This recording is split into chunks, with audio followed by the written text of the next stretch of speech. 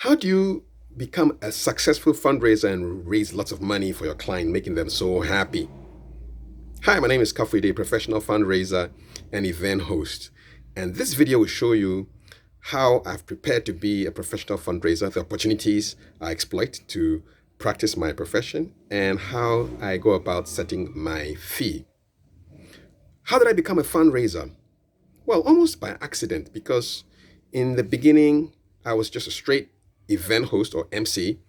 And then I found out that during album or book launches, I'd be asked to also be responsible for raising the funds during the launch. And basically, they were getting two services for the price of one. They pay me to be event host, and then I do the fundraising as well. And this happened for a couple of years, and I realized that I could actually hive off the fundraising bid so that I'll now offer a separate service. So if you hire me to be an event host and a fundraiser, I charge two fees. And then it could also make me available to just go and do the fundraising bit at the launch and let somebody else do the event hosting. So that's how I was able to get into the business. Now, how do I prepare for an event where I have to raise funds, whether it's a book launch, an album launch, or a church harvest? First thing I ask for is the target. How much am I supposed to be raising? Without a target, there will be no motivation to go as high as you can. And you leave the event feeling disappointed, and most importantly, the client will not be happy. So I ask for a target, and that target gives me something to work with during the program.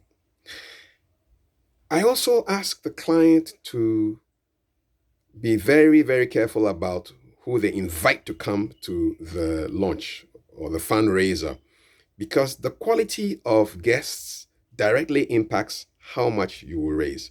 I've been to an event where we were only 40 people in the room, but we raised a ton of money because everybody who came there knew exactly why they were there. Not for the refreshment, not to have a good time, but to support the author and buy their books. Simple as that. So it's important to get the right guests, people who know why they've come to the event. It will help you achieve your target.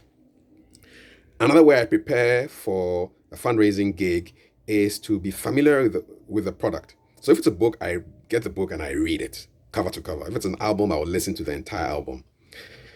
It helps because fundraising is basically a sales function, and there's no great salesman who did not know their product. So know the product that you're selling. And if it's a book, read it. If it's an album, listen to the album. So you can speak about it knowledgeably during the time where you are asking people to part with their money. Now to the event proper.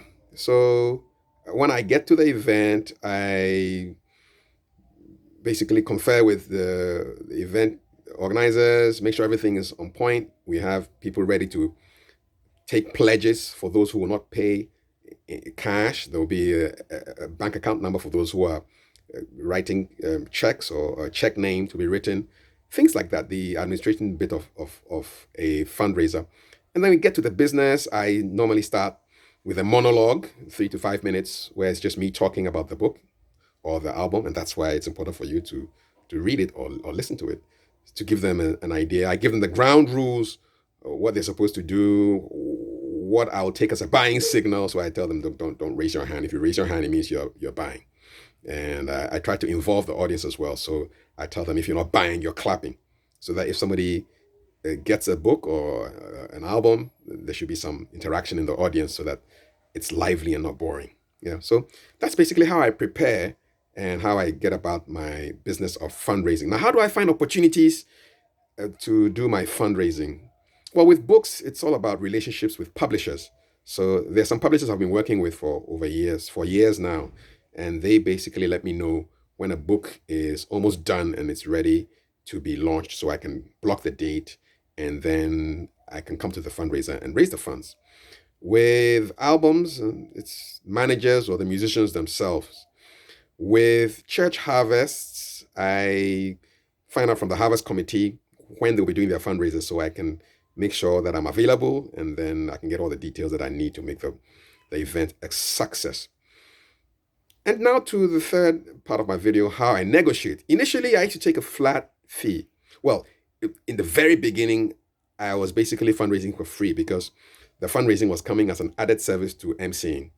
When I hived off this MCing from the fundraising, I used to charge a flat fee for the fundraising. And now what I do is I ask for a percentage of my target or whatever I'll raise. And I give them a guarantee. I say, if I don't raise your target, don't pay me anything. But if I get to your target and exceed it, yes, this is the percentage I want out of your target. It relaxes the client. It's risky on my part because if I don't make the target, I don't get paid. But that's my guarantee.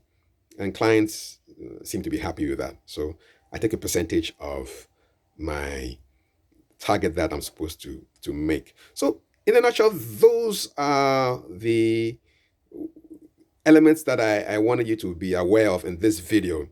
How I've prepared to be a fundraiser, the way I get my opportunities to practice my craft, and how I negotiate my fee.